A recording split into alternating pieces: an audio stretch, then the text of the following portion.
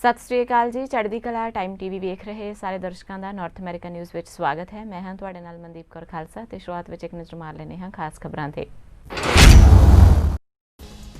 Ontario ਅਤੇ cubic ਵਿੱਚ ਆਰਥਿਕ ਪੱਖ ਤੋਂ ਚੱਲ ਰਹੀ ਹੈ ਰਿਕਵਰੀ। ਕੋਵਿਡ-19 ਮਹਾਮਾਰੀ ਦੇ ਦੌਰਾਨ ਡਿੱਗੀ ਆਰਥਿਕਤਾ ਨੂੰ ਉਭਾਰਨ ਲਈ ਦੋਵੇਂ ਸੂਬੇ ਮਿਲ ਕੇ ਕਰਨਗੇ ਕੰਮ। ਓਨਟਾਰੀਓ ਦੇ ਸਿੱਖਿਆ ਮੰਤਰੀ ਸਟੀਫਨ ਲੀਚੇ ਨੇ ਬੱਚਿਆਂ ਦੀ ਸੁਰੱਖਿਆ ਨੂੰ ਦੱਸਿਆ ਸਭ ਤੋਂ ਅਹਿਮ। ਸੂਬੇ ਵਿੱਚ ਬੱਚਿਆਂ ਨੂੰ PPE ਕਿੱਟਾਂ ਤੇ ਮਾਸਕ ਕਰਵਾਏ ਜਾ ਰਹੇ ਨੇ ਮੁਹੱਈਆ। ਈਟੋਬੀਕੋ ਦੇ ਨਿਊ ਟੋਰਾਂਟੋ ਏਰੀਆ ਦੇ ਵਿੱਚ 80 ਦੇ ਕਰੀਬ ਚੱਲੀਆਂ ਗੋਲੀਆਂ। ਇੱਕ ਵਿਅਕਤੀ ਗੰਭੀਰ ਰੂਪ ਵਿੱਚ ਹੋਇਆ ਜ਼ਖਮੀ। ਪੁਲਾੜ ਦੀ ਯਾਤਰਾ ਵਿੱਚ ਭਾਰਤ ਦਾ ਨਾਮ ਰੋਸ਼ਨ ਕਰਨ ਵਾਲੀ ਕਲਪਨਾ ਚਾਵਲਾ ਨੂੰ ਇੱਕ ਹੋਰ ਸਨਮਾਨ। ਪੁਲਾੜ ਯਾਤਰੀ ਕਲਪਨਾ ਚਾਵਲਾ ਦੇ ਨਾਮ ਤੇ ਰੱਖਿਆ ਗਿਆ ਅਮਰੀਕੀ ਵਪਾਰਕ ਕਾਰਗੋ ਪੁਲਾੜ ਗੱਡੀ ਦਾ ਨਾਮ। ਤੇ ਹੁਣ ਖਬਰਾਂ ਦਾ ਵਿਸਥਾਰ। ਓਨਟਾਰੀਓ ਦੇ ਪ੍ਰੀਮੀਅਰ ਡਗ ਫੋਰਡ ਨੇ ਕਿਊਬਿਕ ਦੇ ਵਿੱਚ ਆਪਣੇ ਹਮਰੁਤਬਾ ਫ੍ਰਾਂਸਿਸਕੋ ਦੇ ਨਾਲ ਪੱਤਰਕਾਰ ਮਿਲਣੀ ਨੂੰ ਸੰਬੋਧਨ ਕੀਤਾ। ਕਿਉਂਕਿ ਆਰਥਿਕ ਪੱਖ ਤੋਂ ਇਹਨਾਂ ਪ੍ਰਾਂਤਾਂ ਵਿੱਚ ਰਿਕਵਰੀ ਚੱਲ ਰਹੀ ਹੈ, ਉਹਨਾਂ ਦੱਸਿਆ ਕਿ ਅਗਲੇ 2 ਦਿਨਾਂ ਵਿੱਚ ਪ੍ਰਧਾਨ ਮੰਤਰੀ ਅਤੇ ਸੀਨੀਅਰ ਕੈਬਨਿਟ ਮੰਤਰੀ ਇਸ ਬਾਰੇ ਵਿਚਾਰ ਚਰਚਾ ਕਰਨਗੇ। ਉਹਨਾਂ ਕਿਹਾ ਕਿ ਕੋਵਿਡ-19 ਮਹਾਮਾਰੀ ਦੇ ਦੌਰਾਨ ਆਰਥਿਕਤਾ ਲਈ ਦੋਵੇਂ ਸੂਬੇ ਮਿਲ ਕੇ ਕੰਮ ਕਰਨਗੇ। It's such a great time when we went to Isabel's and Francois's house when we visited Quebec, and just a beautiful home, but the hospitality, they treated us like gold, so we're reciprocating, and we're so happy to have not only Francois and Isabel here, but 5 ministers and shared values that, be it health or infrastructure or transportation. There's just so many areas that when we work together and we collaborate together, we have GDP of $1.1 trillion. And when we see the American protectionism all over the world right now, we have the 2 largest economies, and there's just so many areas that we can share and support each other. I always say when Ontario and Quebec are booming, the rest of the country is booming. And we always emphasize, myself and Francois, we never forget about the territories in Canada and the small provinces that we'll always support and always make sure that they prosper along with ourselves. So Francois, thank you. Yeah. And it's always a great pleasure to see you. And by the way, Francois is going to be the new chair for COF, and he's shown great leadership from the day he got elected and works well with everyone. He's just a phenomenal person. Big heart, right. Very smart. So I would like to thank you, Doug. Thank you, Carla, for the invitation tonight. It would be fun to have dinner together at your place. Over the last months, we developed a personal relationship. I consider Doug as a friend, and he helped me during the pandemic. We now have to work on the economy. We also have to work together against the protectionism win in the United States.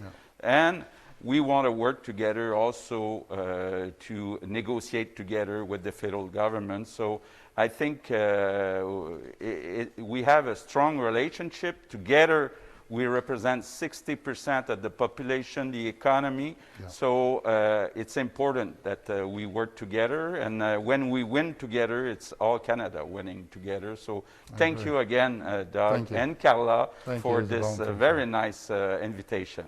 Well, thank you. Well, we look forward to sitting down tonight, and it's always about, in my opinion, and Francois is a business-minded person like myself. It's about building relationships and forging relationships, and making sure that we always have each other's back. And I can tell the people from Quebec will always have your back. We'll stand shoulder to shoulder with you, along with the territories and other provinces right across this country. So. Canada ਦੇ chief medical ਅਧਿਕਾਰੀ doctor Theresa ਨੇ Canada ਵਿੱਚ ਕੋਵਿਡ-19 ਦੇ ਅੰਕੜਿਆਂ ਬਾਰੇ ਚਾਨਣਾ ਪਾਇਆ। ਉਹਨਾਂ ਕਿਹਾ ਕਿ ਇਸ ਵੇਲੇ ਕੈਨੇਡਾ ਵਿੱਚ ਬੈਕ ਟੂ ਸਕੂਲ ਪ੍ਰੋਗਰਾਮ ਦੀ ਸ਼ੁਰੂਆਤ ਹੋ ਚੁੱਕੀ ਹੈ। ਉਹਨਾਂ ਦੱਸਿਆ ਕਿ ਕੈਨੇਡਾ ਵਿੱਚ ਕੋਵਿਡ-19 ਮਰੀਜ਼ਾਂ ਦੀ ਗਿਣਤੀ 1,32,142 ਹੈ ਅਤੇ ਇਸ ਦੇ ਨਾਲ ਹੀ ਮਰਨ ਵਾਲਿਆਂ ਦੀ ਗਿਣਤੀ 9,141 ਹੈ। ਲੰਘੇ ਹਫ਼ਤੇ ਕੈਨੇਡਾ ਦੇ ਵਿੱਚ ਰੋਜ਼ਾਨਾ 6,000 ਟੈਸਟ ਕੀਤੇ ਗਏ ਨੇ। Across the country are starting the process of welcoming students back today. I'd like to say a few words about how we can all support each other during this time. But first, I'll begin with the usual numbers update. There have been 132,142 cases of COVID-19 in Canada, including 9,146 deaths. 88% of people have now recovered. Over the past week, close to 46,000 people were tested daily, with 0.9% of people testing positive. An average of 545 new cases have been reported daily during the most recent 7 days. Many school districts across the country are starting to welcome students back, whether in person or virtually. The transition back to school for children and families can be stressful under normal circumstances, and we know this year will present very real and new challenges. Schools, classrooms, and shared spaces will look fundamentally different, and teaching methods will vary. Many children will welcome the return to school routines and classmates, but others will find the numerous changes more difficult. We can help children transition by listening to their concerns and by being honest about our own. I would like to thank provincial authorities, local school boards, and educators who have been working overtime to reconfigure schools in order to lower the risk of transmitting the virus in these settings. Although Canada is striving to maintain a slow burn, the average daily case counts has been increasing in recent days. This is concerning, and I want to underscore that when cases occur, including in schools, it is a reflection on what's happening in the community. So the key to keeping COVID-19 at a manageable level is for each and every one of us to keep up effective public health practices at home, at work, and in the public spaces we frequent. Finally, I would like to take a moment to say a few words to parents, caregivers, and guardians. You are doing your very best you can right now, and there is no one-size-fits-all approach to a child's learning. Decisions are not made lightly. Ontario ਦੇ premier Doug Ford ਨੇ ਕਿਹਾ ਹੈ ਕਿ ਕੋਵਿਡ-19 ਮਹਾਮਾਰੀ ਦੌਰਾਨ back to school plan ਦੀ ਸ਼ੁਰੂਆਤ ਜੋ ਕੀਤੀ ਗਈ ਹੈ ਇਸ ਦੌਰਾਨ ਸੁਰੱਖਿਆ ਪ੍ਰਦਾਨ ਕਰਨ ਦੇ ਲਈ ਸਰਕਾਰ ਵੱਲੋਂ $1.3 ਬਿਲੀਅਨ ਦਾ ਫੰਡ ਮੁਹੱਈਆ ਕਰਵਾਇਆ ਜਾਵੇਗਾ। ਉਹਨਾਂ ਕਿਹਾ ਕਿ ਉਹ ਵੀ 4 ਧੀਆਂ ਦੇ ਪਿਤਾ ਨੇ ਤੇ ਇਸ ਦੇ ਨਾਤੇ ਬੱਚਿਆਂ ਦੀ ਸੁਰੱਖਿਆ ਲਈ ਚਿੰਤਾ ਉਹ ਸਮਝ ਸਕਦੇ ਨੇ। ਸਰਕਾਰ ਕਲਾਸਰੂਮਸ ਤੋਂ ਲੈ ਕੇ ਪੂਰੇ ਸਕੂਲ ਦੇ ਵਿੱਚ ਬੱਚਿਆਂ ਨੂੰ ਸੁਰੱਖਿਅਤ ਰੱਖਣ ਲਈ ਵਚਨਬੱਧ ਹੈ। As a father of 4 daughters, I remember sending them off for the first day of school. And I know that there's a lot of excitement, and I know the kids can be a little nervous. But I also know that it's a good thing our kids are getting back to school where they belong. And we all know that this school year will be different. But by working together, we will keep our children, teachers, and education workers safe. Across the province, there are incredible principals, teachers, EAs, admin staff, custodians, directors of education, medical experts, public health nurses, and many, many others. A whole army of people who have gone above and beyond to make classrooms safe for the return to school. I saw it with my own eyes during the school tour last week. These people are absolute champions. So I want to thank all the principals and teachers and education staff across the province who have stepped up and have done their part. Ontario ਦੇ ਸਿੱਖਿਆ ਮੰਤਰੀ Stephen ਲੀਚੀ ਨੇ ਕਿਹਾ ਹੈ ਕਿ ਇਸ ਦੌਰ ਦੇ ਵਿੱਚ ਬੱਚਿਆਂ ਦੀ ਸੁਰੱਖਿਆ ਤੋਂ ਵੱਡਾ ਹੋਰ ਕੁਝ ਵੀ ਨਹੀਂ। ਉਹਨਾਂ ਕਿਹਾ ਹੈ ਕਿ ਬੈਕ ਟੂ ਸਕੂਲ ਦੇ ਲਈ ਪ੍ਰੋਵਿੰਸ ਸਰਕਾਰ ਦੀ ਰਣਨੀਤੀ ਬੇਹੱਦ ਸੋਚ ਸਮਝ ਕੇ ਬਣਾਈ ਗਈ ਹੈ, ਜਿਸ ਵਿੱਚ ਚੀਫ ਮੈਡੀਕਲ ਅਧਿਕਾਰੀ ਤੋਂ ਹਰੇਕ ਪੱਖ ਤੇ ਸਲਾਹ ਮਸ਼ਵਰਾ ਲਿਆ ਗਿਆ ਹੈ। ਉਹਨੇ ਵੀ ਕਿਹਾ ਹੈ ਕਿ ਓਂਟਾਰੀਓ ਅਜਿਹਾ ਇਕੱਲਾ ਸੂਬਾ ਹੈ ਜਿੱਥੇ ਬੱਚਿਆਂ ਨੂੰ PPE ਕਿੱਟਾਂ ਅਤੇ ਮਾਸਕ ਮੁਹੱਈਆ ਕਰਵਾਏ ਜਾ ਰਹੇ ਨੇ। It is clear that our province is ready and we are prepared. Our plan, supported by the Chief Medical Officer of Health, introduces multiple layers of prevention. It prioritizes infection prevention by implementing a bundle or suite of actions to limit the spread. Our plan is comprehensive. It is nation-leading, fully funded and evidence-informed, and endorsed by Ontario's top doctor. In Ontario, we are the only province to mandate masks in schools, in classrooms most specifically. Only province to build up our testing capacity, focusing on asymptomatic students. We're the only province to have more than doubled public health nurses within our schools. That's more than twice the number of medical practitioners working with educators and for our kids. We have dramatically improved the expectation on cleaning, hiring, as the Premier noted, over 1,300 cleaning staff to keep our contact points, our surfaces, restrooms, and classrooms clean. We've dramatically stepped up investments to ensure we have clean buses. We've provided free PPE to all students and to all staff. We've mandated strict assessment of all students and staff before they enter those schools. and we have the money set aside to respond to the flu season just around the corner.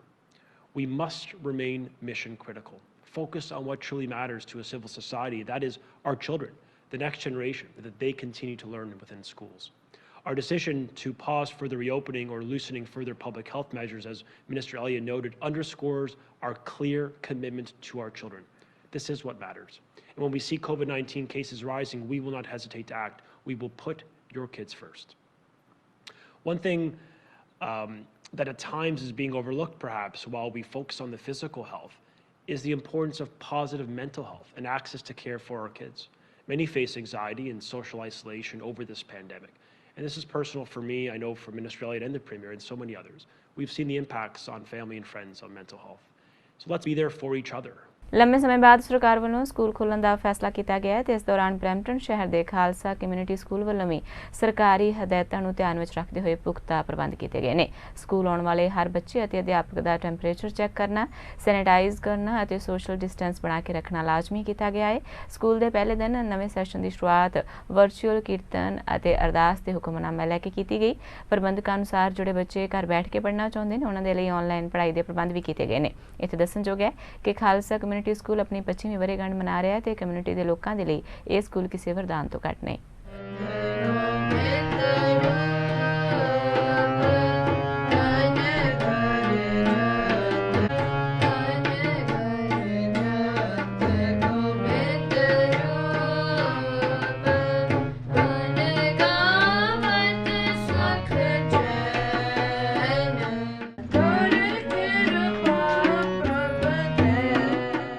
ਜਿਵੇਂ ਕਿ ਤੁਹਾਨੂੰ ਸਾਰਿਆਂ ਨੂੰ ਹੀ ਪਤਾ ਹੈ, March ਦੇ ਵਿੱਚ school ਬੰਦ ਹੋ ਗਏ ਸੀ ਪੈਂਡੈਮਿਕ ਕਰਕੇ, ਕੋਵਿਡ-19 ਕਰਕੇ। ਅੱਜ ਸਕੂਲ ਜਿਹੜੇ ਨੇ ਉਹ ਪਹਿਲੇ ਦਿਨ ਖੁੱਲ੍ਹੇ ਨੇ। ਜਿਵੇਂ ਸਾਰੀ ਹੀ ਸਮਰ ਦੇ ਵਿੱਚ ਸਾਰੇ ਮਾਰਚ ਤੋਂ ਲੈ ਕੇ ਅਗਸਤ ਤੱਕ ਸਾਡੇ ਸਕੂਲ ਦੇ ਪ੍ਰੋਗਰਾਮ ਜਿਹੜੇ ਆ ਉਹ ਚੱਲਦੇ ਰਹੇ ਨੇ। ਬੱਚਿਆਂ ਨੂੰ math, language, social study, science, kirtan, Punjabi ਦੀਆਂ ਕਲਾਸਿਸ ਜਿਹੜੀਆਂ ਨੇ ਉਹ ਔਨਲਾਈਨ ਚੱਲਦੀਆਂ ਰਹੀਆਂ ਨੇ ਤੇ ਸਾਰੇ ਬੱਚਿਆਂ ਦੀ ਅਸੈਸਮੈਂਟ ਲਈ ਅਗਸਤ ਦੇ ਵਿੱਚ ਐਗਜ਼ਾਮ ਹੋਏ ਸੀ, ਜਿਹਦੇ ਵਿੱਚ 99% ਬੱਚਿਆਂ ਨੇ ਜਿਹੜਾ ਉਹ ਪਾਰਟਿਸਿਪੇਟ ਕੀਤਾ। ਤੇ ਹੁਣ ਜਿਵੇਂ ਅੱਜ ਪਹਿਲੇ ਦਿਨ ਸਕੂਲ ਜਿਹੜੇ ਉਹ ਖੁੱਲ੍ਹੇ ਨੇ, ਸਾਰੇ ਹੀ ਸਕੂਲ ਦੇ ਵਿੱਚ ਸਮਰ ਦੇ ਵਿੱਚ ਸਕੂਲ ਨੂੰ ਸੈਨੀਟਾਈਜ਼ ਕੀਤਾ ਗਿਆ। ਸਾਰੇ ਰੂਮਸ ਨੂੰ, ਫਰਨੀਚਰਸ ਨੂੰ, ਸੇਫਟੀ ਦਾ ਬੱਚਿਆਂ ਦਾ ਪੂਰਾ ਖਿਆਲ ਰੱਖਿਆ ਜਾਊਗਾ ਤੇ ਸਾਰੇ ਰੂਮਸ ਦੇ ਵਿੱਚ 2-3 ਵਾਰ ਜਿਹੜਾ ਉਹ ਸੈਨੀਟਾਈਜ਼ ਕੀਤਾ ਜਾਊਗਾ। ਬੱਚੇ ਜਦੋਂ ਵੀ ਘਰਾਂ ਤੋਂ ਆਉਂਦੇ ਨੇ ਸਾਰਿਆਂ ਦਾ ਟੈਂਪਰੇਚਰ ਜਿਹੜਾ ਉਹ ਚੈੱਕ ਕੀਤਾ ਜਾਊਗਾ। ਕਲਾਸਿਸ ਦੇ ਵਿੱਚ ਹਰ ਇੱਕ ਕਲਾਸ ਨੂੰ ਜਿਵੇਂ 4 ਭਾਗਾਂ 'ਚ ਵੰਡਿਆ ਗਿਆ। ਸਾਡੇ ਕੋਲ ਕੁਝ ਬੱਚੇ ਨੇ ਜਿਹੜੇ ਉਹ ਹਰ ਰੋਜ਼ ਆਉਣ ਵਾਲੇ ਨੇ। ਦੂਸਰੇ ਬੱਚੇ ਆ ਜਿਹੜੇ ਜਿੰਨੇ ਵੀ ਹੈ ਉਹਨੂੰ ਅਸੀਂ ਅਲਟਰਨੇਟਿਵ ਡੇਜ਼ 'ਤੇ ਬੁਲਾ ਰਹੇ ਹਾਂ, ਡੇ 1 ਤੇ ਡੇ 2। ਅਤੇ ਕੁਝ ਬੱਚੇ ਵਰਚੁਅਲ ਹੀ ਘਰ ਹੀ ਰਹਿ ਰਹੇ ਨੇ ਪੇਰੈਂਟਸ ਦੀ ਪ੍ਰੈਫਰੈਂਸ 'ਤੇ। ਉਹਨਾਂ ਨੂੰ ਵੀ ਸਾਰਿਆਂ ਨੂੰ ਹੀ ਸੇਮ ਹੀ ਲੈਸਨਸ ਜਿਹੜੇ ਨੇ ਉਹ ਪਾਏ ਜਾਣਗੇ। ਕਿਸੇ ਵੀ ਬੱਚੇ ਦੇ ਨਾਲ ਮਤਲਬ ਇਹ ਨਹੀਂ ਹੈ ਵੀ ਜੇ ਉਹ ਘਰ ਰਹਿ ਰਿਹਾ ਜਾਂ ਕਲਾਸ ਦੇ ਵਿੱਚ ਆ ਰਿਹਾ, ਉਹਨਾਂ ਦੇ ਅਕੈਡੈਮਿਕ ਸਟੱਡੀਜ਼ ਦਾ ਪੂਰਾ ਜਿਹੜਾ ਉਹ ਖਿਆਲ ਰੱਖਿਆ ਜਾਊਗਾ। ਬੱਚਿਆਂ ਦੀ ਅਸੈਸਮੈਂਟ ਬਕਾਇਦਾ ਜਿਹੜੀ ਉਹ ਕੀਤੀ ਜਾਊਗੀ। ਬੱਚੇ ਜਿਹੜੇ ਘਰਾਂ ਦੇ ਵਿੱਚ ਰਹਿੰਦੇ ਨੇ ਉਹ ਆਪਣੇ ਲੈਸਨਸ ਦਾ ਜਿਹੜਾ ਹੋਮਵਰਕ ਆ ਉਹ ਮੂਡਲ 'ਤੇ ਭੇਜ ਸਕਦੇ ਨੇ। ਟੀਚਰ ਜਿਹੜੇ ਆ ਉਹ ਚੈੱਕ ਕਰਕੇ ਉਹਨਾਂ ਦੀ ਅਸੈਸਮੈਂਟ ਉਹਨਾਂ ਨੂੰ ਫਿਰ ਬੈਕ ਦੇਣਗੇ। ਇਸੇ ਤਰ੍ਹਾਂ ਹੀ ਜਦੋਂ ਬੱਚਿਆਂ ਨੇ ਵਾਸ਼ਰੂਮ ਯੂਜ਼ ਕਰਨੇ ਆ ਉਹਨਾਂ ਦਾ ਪੂਰਾ ਖਿਆਲ ਰੱਖਿਆ ਜਾਊਗਾ ਵੀ ਉੱਥੇ ਵੀ ਸੋਸ਼ਲ ਡਿਸਟੈਂਸਿੰਗ ਜਿਹੜੀ ਆ ਉਹ ਪੂਰੀ ਰੱਖੀ ਜਾਵੇ। ਅਤੇ ਪਲੇਗਰਾਊਂਡਸ ਦੇ ਵਿੱਚ ਵੀ ਡਿਫਰੈਂਟ ਐਕਟੀਵਿਟੀਜ਼ ਜਿਹੜੀਆਂ ਨੇ ਉਹ ਕੀਤੀਆਂ ਗਈਆਂ ਨੇ ਅਰੇਂਜ, ਜਿਵੇਂ ਕਿ ਬੱਚੇ ਇੱਕ ਦੂਸਰੇ ਨੂੰ ਟੱਚ ਨਾ ਕਰਨ। ਇਸੇ ਤਰ੍ਹਾਂ ਲੰਚ ਟਾਈਮ ਦੇ ਵਿੱਚ ਵੀ ਬੱਚੇ ਅੱਗੇ ਜਿਵੇਂ ਬੈਠਦੇ ਸੀ ਫਰੈਂਡਸ ਦੇ ਨਾਲ ਬੈਠ ਕੇ ਲੰਚ ਕਰ ਲੈਂਦੇ ਸੀ, ਹੁਣ ਉਹਨਾਂ ਨੂੰ ਇਹ ਇੰਸਟਰਕਸ਼ਨਸ ਦਿੱਤੀਆਂ ਗਈਆਂ ਬੱਚਿਆਂ ਨੇ ਆਪਣੀ ਸੀਟ 'ਤੇ ਹੀ ਰਹਿਣਾ। ਉਹਨਾਂ ਦੀ ਹਰ ਚੀਜ਼ ਜਿਹੜੀ ਆ ਉਹ ਵਾਰ-ਵਾਰ ਸੈਨੀਟਾਈਜ਼ ਕੀਤੀ ਜਾਊਗੀ। ਸੇਫਟੀ ਦਾ ਜਿਹੜਾ ਪੂਰਾ ਖਿਆਲ ਰੱਖਿਆ ਜਾਊਗਾ। ਸਾਹਿਤ ਸਭਾ ਸਰੀ ਵੱਲੋਂ ਪੰਜਾਬ ਭਵਨ ਵਿੱਚ ਸਾਹਿਤਿਕ ਇਕੱਤਰਤਾ ਕੀਤੀ ਗਈ ਅਤੇ ਕਰੋਨਾ ਦੇ ਫੈਲਾਅ ਨੂੰ ਧਿਆਨ ਵਿੱਚ ਰੱਖਦਿਆਂ ਹੋਇਆਂ ਸਿਰਫ 20 ਕੁ ਲੇਖਕਾਂ ਪਾਠਕਾਂ ਨੂੰ ਹੀ ਇਸ ਮੀਟਿੰਗ ਦੇ ਵਿੱਚ ਬੁਲਾਇਆ ਗਿਆ। ਮੀਟਿੰਗ ਦੌਰਾਨ ਸੁਰਜੀਤ ਸੰਧੂ ਦੀ ਬਾਲ ਪੁਸਤਕ ਨਿੱਕੇ ਨਿੱਕੇ ਤਾਰੇ ਰਿਲੀਜ਼ ਹੋਈ। ਪੁਸਤਕ ਰਿਲੀਜ਼ ਕਰਨ ਦੀ ਰਸਮ ਪੰਜਾਬ ਭਵਨ ਦੇ ਬਾਨੀ ਸੁਖੀ ਬਾਠ ਅਤੇ ਬੱਚਿਆਂ ਨੇ ਅਦਾ ਕੀਤੀ। ਪੁਸਤਕ ਰਿਲੀਜ਼ ਤੋਂ ਪਹਿਲਾਂ ਛੋਟੇ ਬੱਚਿਆਂ ਸਹਿਜਪ੍ਰੀਤ, ਮਹਿਕਪ੍ਰੀਤ, ਸੁਖਮਨ ਅਤੇ ਸਾਹਿਬ ਸਿੰਘ ਨੇ ਇਸ ਪੁਸਤਕ ਵਿੱਚੋਂ ਕਵਿਤਾਵਾਂ ਅਤੇ ਗੀਤ ਪੇਸ਼ ਕੀਤੇ। ਉਪਰੰਤ ਸੁਖੀ ਬਾਠ ਸਾਹਿਤ ਸਭਾ ਸਰੀ ਦੇ ਪ੍ਰਧਾਨ ਕ੍ਰਿਸ਼ਨ ਪਨੌਟ, ਇੰਦਰਜੀਤ ਧਾਮੀ, ਕਵਿੰਦਰ ਚਾਂਦ, ਰਾਜਵੰਤ ਰਾਜ, ਦਵਿੰਦਰ ਗੌਤਮ, ਗੁਰਮੀਤ ਸਿੱਧੂ, ਅਮਰੀਕ ਪਲਾਹੀ, ਕੇਸਰ ਸਿੰਘ ਕੂਨਰ, ਹਰਜਿੰਦਰ ਠਾਣਾ, ਬਲਵੀਰ ਢਿੱਲੋਂ, ਪਰਮਿੰਦਰ ਸਵੈਚ ਅਤੇ ਮੀਨੂ ਬਾਵਾ ਨੇ ਆਸਟ੍ਰੇਲੀਆ ਵਾਸਤੇ ਪੰਜਾਬੀ ਲੇਖਕ ਬਿੱਕਰ ਬਾਈ ਦੀਆਂ 2 ਪੁਸਤਕਾਂ ਬੋਲ ਪਏ ਅਲਫਾਜ਼ ਅਤੇ ਗੀਤ ਰਹਿਣਗੇ ਕੋਲ ਰਿਲੀਜ਼ ਕੀਤੀਆਂ। ਸੁਖੀ ਬਾਟ ਨੇ ਦੋਵਾਂ ਲੇਖਕਾਂ ਨੂੰ ਪੁਸਤਕਾਂ ਦੇ ਲਈ ਮੁਬਾਰਕਬਾਦ ਦਿੱਤੀ ਅਤੇ ਕਈ ਮਹੀਨਿਆਂ ਬਾਅਦ ਲੇਖਕਾਂ ਦੇ ਦਰਸ਼ਨ ਹੋਣ ਤੇ ਖੁਸ਼ੀ ਦਾ ਪ੍ਰਗਟਾਵਾ ਵੀ ਕੀਤਾ। ਮੀਟਿੰਗ ਦੌਰਾਨ ਰਾਜਵੰਤ ਰਾਜ, ਜਵਿੰਦਰ ਗੌਤਮ, ਪਰਮਿੰਦਰ ਸਵੈਚ, ਬਲਵੀਰ ਢਿੱਲੋਂ, ਮੈਡਮ ਪੂਨੀ, ਹਰਦਮ ਸਿੰਘ ਮਾਨ, ਪ੍ਰਿਤਪਾਲ ਗਿੱਲ, ਗੁਰਮੀਤ ਸਿੱਧੂ, ਹਰਚੰਦ ਗਿੱਲ, ਹਰਸ਼ਰਨ ਕੌਰ, ਬਿੰਦੂ ਮਠਾੜੂ, ਕਵਿੰਦਰ ਚਾਂਦ, ਕ੍ਰਿਸ਼ਨ ਪਨੌਟ, ਹਰਜਿੰਦਰ ਠਾਣਾ ਆਦਿ ਕਵੀਆਂ ਨੇ ਆਪਣੀਆਂ ਕਾਵਿ ਰਚਨਾਵਾਂ ਪੇਸ਼ ਕੀਤੀਆਂ। ਪਤਾ ਨਹੀਂ ਸਾਧ ਸੀ ਜਾਂ ਚੋਰ ਸੀ ਕੋਈ, ਮੈਂ ਜਿਸ ਖਾਤਰ ਸੀ ਆਪਣੀ ਲੋ ਗਵਾ ਦਿੱਤੀ, ਮੈਂ ਜਿਸ ਖਾਤਰ ਸੀ ਆਪਣੀ ਲੋ ਗਵਾ ਦਿੱਤੀ, ਉਹਨੇ ਇੱਕ ਦਿਨ ਇਹ ਕਹਿ ਕੇ ਗੱਲ ਮੁਕਾ ਦਿੱਤੀ।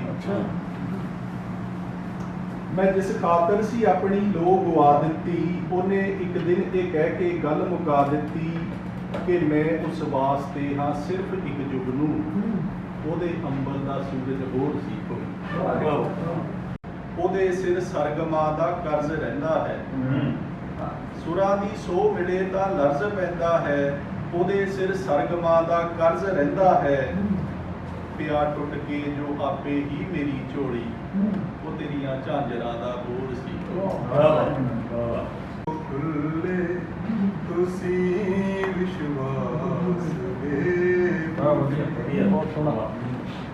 ਦਿਲਾਂ ਚੋਂ ਬੇਯਕੀਨੀ ਦਾ ਇਹ ਝਖੜ ਲੰਘ ਹੀ ਜਾਊ, ਦਿਲਾਂ ਚੋਂ ਬੇਯਕੀਨੀ ਦਾ ਇਹ ਝਖੜ ਲੰਘ ਹੀ ਜਾਊ, ਪੜੀ ਰੱਖਿਓ ਤੁਸੀਂ ਘੁੱਟ ਕੇ ਜਰਾ ਦਰਵਾਸ ਦੇ ਬੂਹੇ।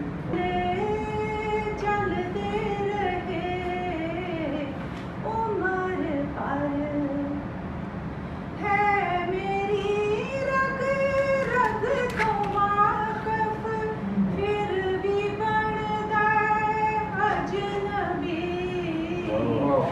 ਹੈ ਮੇਰੀ ਰਗ ਰਗ ਤੋਂ ਵਾਕਫ, ਬਣਦਾ ਫਿਰ ਵੀ ਅਜਨਬੀ, ਉਸ ਦੀਆਂ ਫਨਕਾਰੀਆਂ ਦੇ ਸਿਲਸਿਲੇ ਚੱਲਦੇ ਰਹੇ। ਈਟੋਬੀਕੋ ਦੇ ਨਿਊ ਟੋਰਾਂਟੋ ਏਰੀਆ ਦੇ ਵਿੱਚ ਚੱਲੀਆਂ ਗੋਲੀਆਂ ਵਿੱਚ ਇੱਕ ਵਿਅਕਤੀ ਗੰਭੀਰ ਰੂਪ ਵਿੱਚ ਜ਼ਖਮੀ ਹੋ ਗਿਆ ਹੈ। ਇਸ ਦੌਰਾਨ ਘੱਟੋ-ਘੱਟ 80 ਗੋਲੀਆਂ ਚਲਾਈਆਂ ਗਈਆਂ।